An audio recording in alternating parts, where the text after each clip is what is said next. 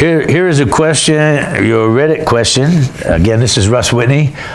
For more information on our work on training and projects, simply go to russwhitney.com. This is a good one. What has been your biggest mistake and what did you learn from it? Big mistakes need big glasses.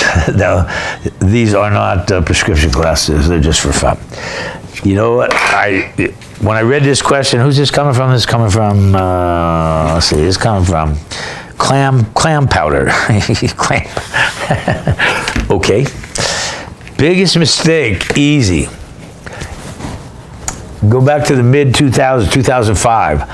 I had a lot of big projects going. So a 13-acre project here, a 26-acre project that I sold to the school board. We were building schools. And the market was hot, if you remember the mid-2000s. So I made a lot of money by then, and I figured this. I'd put a lot of equity into these big developments. And these are million-dollar deals, multi-million-dollar deals. And so let's say it was a $4 million land deal. I put in $2.5 million plus.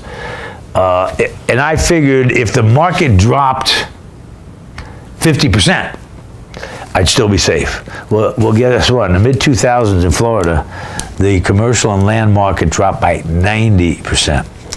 And I was in a bunch of these with other partners, syndications. And when the market dropped, some of the partners didn't want to pay their share. So we ended up having to negotiate giving some of those properties back to the banks. The ones that I had personally, I was able to salvage. My lesson there was I should have leveraged them more. Instead of putting $2.5 million into that property, that $4 million property, I should have put in the least amount of down payment possible. Because when the market crashed, it would have gave me more leverage with the bank. Not only that, remember, it wasn't just about the investor in the bank.